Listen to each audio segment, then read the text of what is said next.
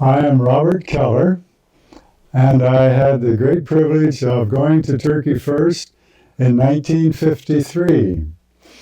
Um, I had been studying at Haverford College in a program for preparing persons to work overseas, and on the bulletin board I happened to see a little note that they needed teachers in Turkey.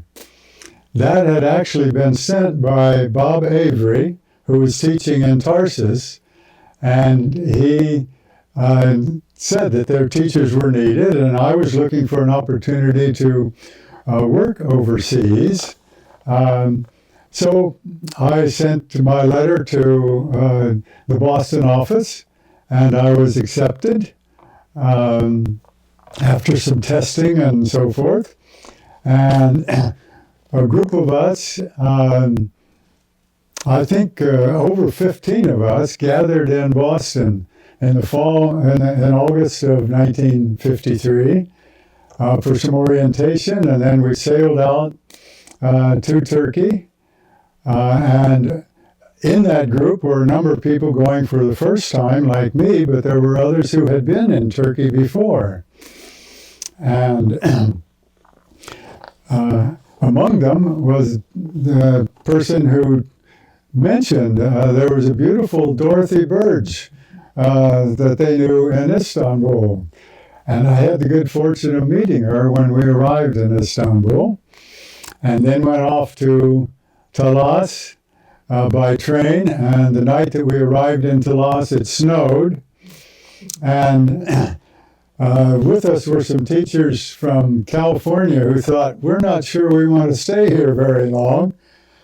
But they found that it was wonderful to be a teacher in Turkey, and they stayed for a fourth year and have been back many times and are visiting with them, and has been very enriching. So that was a wonderful beginning, and I really enjoyed learning to know teachers who were there, and the director, John Scott, and the students.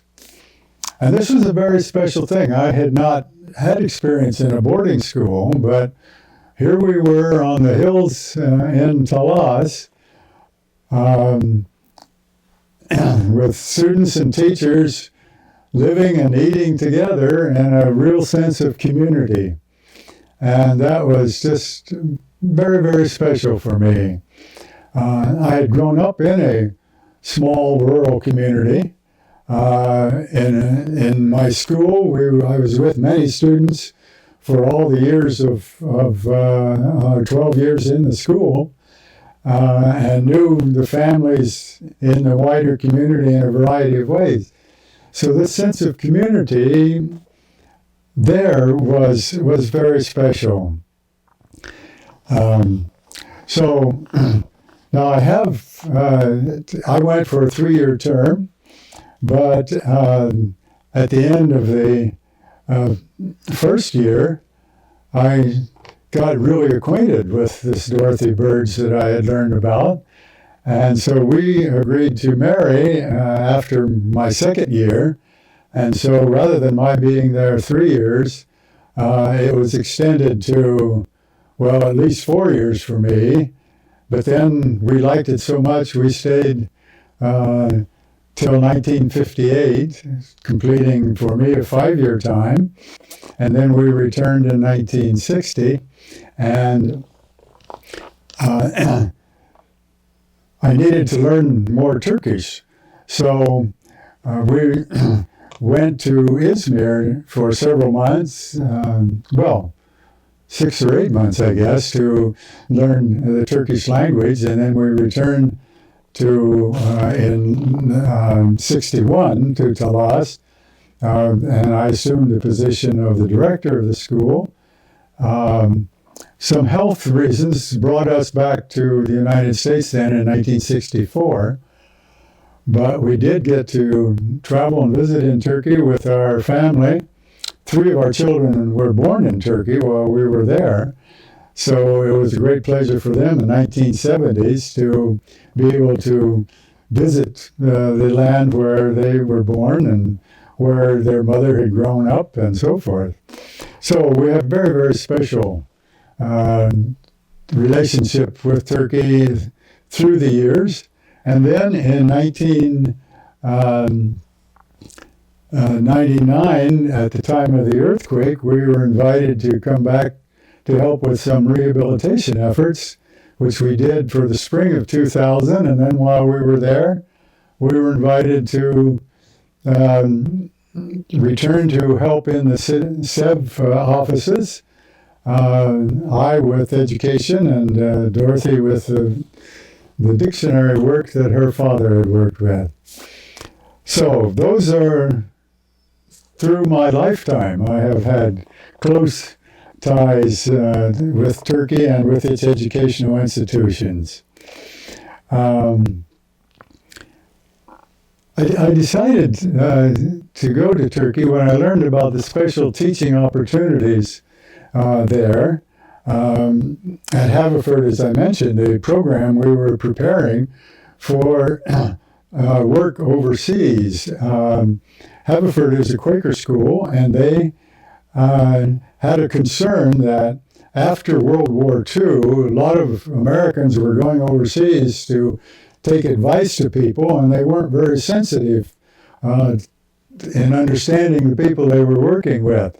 So they had a program where we studied case studies of successful and unsuccessful ventures overseas, and studied anthropology to become more sensitive to people and others. And in our study group, we had students from a number of different countries. So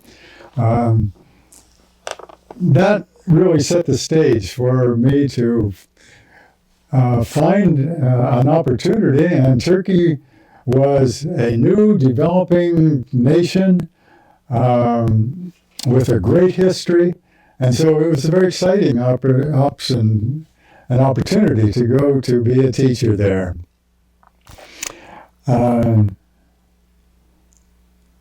So it was a very special experience to get involved in a new nation. I remember thinking, what was the United States like when it was 30 years old as we were celebrating the 30th anniversary, the year that I arrived in 1953. So that was very special. But I'm asked about some of my most vibrant memories. And arriving in Istanbul and seeing all the minarets on the skyline there, and then going to the Blue Mosque and just feeling the sense of worship and spiritual expansion that came to me there is an early vibrant memory. And then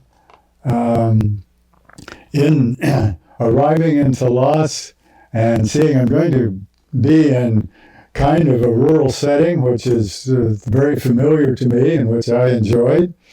And then meeting the students and getting a sense of the community feeling in our school.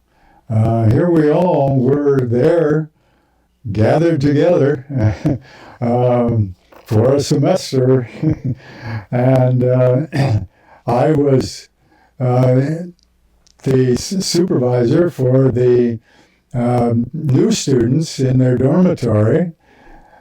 So I had to learn a little Turkish as they were learning English so we could talk with each other and understand each other.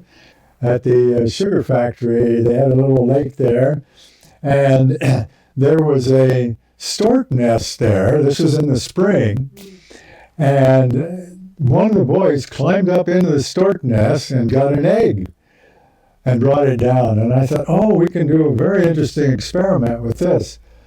So we camped there overnight, and I kept the egg with me, next to me, to keep it warm. And so it stayed alive. And then when we had the weekend came to an end and we were back in the schoolroom, we broke open the egg and we saw the heartbeat of the little baby stork. But we weren't able to help it mature, so, but it enlightened our study of science and of life and all of that. So some of the very special elements of the community, a sense of community in our school, was a program that was called Tenkitsate. The opportunity for students to express their grievances or concerns that things weren't going well. And I understand this was instituted by Paul Nielsen, who was a wonderful person who reopened the school and first was helping to prepare village teachers. And so we had continuing shop experience, and the students enjoyed that. But the opportunity for the students to express their grievances and to say why things weren't going well helped to develop a sense of responsibility, because the abbes were supposed to be helpful to the young boys, and the teachers were supposed to be helpful. And so if that wasn't happening, then they got to talk about this. And I don't remember, but at least once a week, if not more often, we held the Tenkitsate in an early evening program. And that helped me in later years when I was the principal. And well, let me give a background here. Another thing at the school was every student had a variety of responsibilities. They took turns being waiters in the dining room, and then they had baths once a week, and they brought their dirty laundry to the local laundry, the school laundry, and that was washed, and then boys in turn were responsible for sorting the laundry and putting it into boxes, so that each boy then on his way to bath the next week could get his clean laundry. And everyone had their number, of course, in each piece of clothing. Well, when I was a director, we had a student who had come from Iran. His father had come from business, and they decided he wanted to study at Talas to learn English and so forth, and Turkish language. But he wasn't really interested in wanting to do this laundry duty. So he came to me, he said, "What's going to happen if I don't do my laundry duty?" And he looked very officious.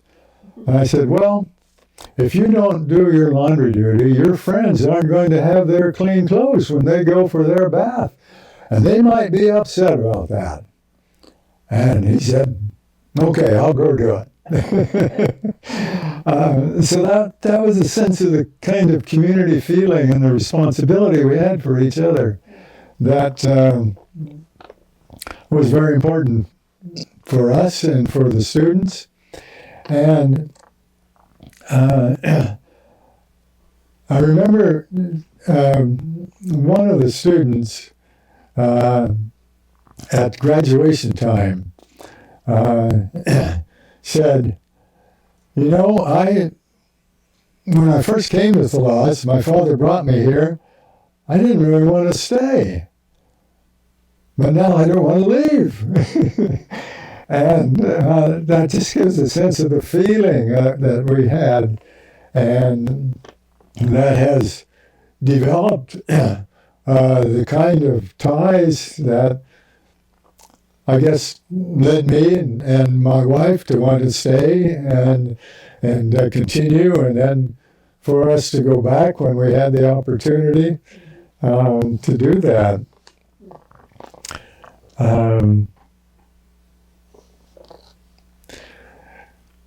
I was talking with a student later about that, and he said, You know, you and I sat at the Kayabasha, which was the place overlooking the valley and looking down at the city of Kayseri. And he said, you said something that just has always been with me. It's always been so important. And that's the kind of reward that teachers get. We don't get paid much money, but we get the thanks from students that have appreciated the teaching that we've done. And I know that later that student has established a major philanthropic organization for young women in Turkey. Whether our discussion had some impact on him, I'm not sure, but I know that his time in Talas had a profound influence on his life, and it's showing these wonderful benefits. So one of the things that's really been special is our opportunity to keep in touch with those that meant so much to us when we were in Turkey.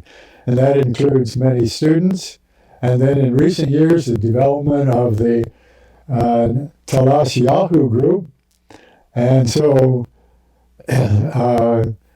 sometimes, often the messages are in Turkish, and we can't really read all of it and understand all of it, but it has been a way that we've been able to keep in touch with a number of our students.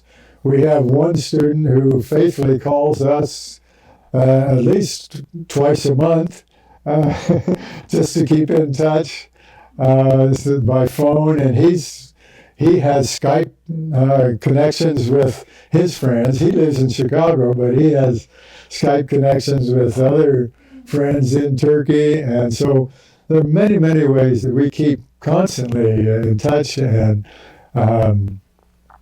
some former students who are here in this country send us emails, and so we've had those connections. And I think I mentioned that in the 70s we went back to Turkey with our students, and then when Dee and I were in Istanbul working with the SEV organization, our older daughter, who actually studied first grade in Talas, was able to return and visit, and we went back to visit, and she enjoyed walking around Talas and visiting where her school had been and so forth. And then our daughter, who was born in Izmir, came another time and visited with us. So our children, and along with us, have been able to maintain these very, very special, warm relationships. And the Turkish language has been special for us, and it's helped us get acquainted with Turks. We found our granddaughter said, "Oh, there's a girl who's from Turkey in my school," and so we got to meet her mother and talk Turkish with her and keep up our language. But one of the interesting things that has happened with our use of Turkish language, Dee and I would use that when we wanted to keep a secret from our children when we first came back from Turkey. Well, our youngest son and daughter said, "Well, we're going to learn Spanish so we can keep secrets from our mother and father." And they did, and then our son became a Spanish teacher and studied in Spain and studied in Latin America, and is having a wonderful career as a Spanish teacher, all inspired because he wanted to be able to keep a secret with his teacher the way his parents were keeping secrets in Turkish language. So those are some of the very special memories and things that I would like to share.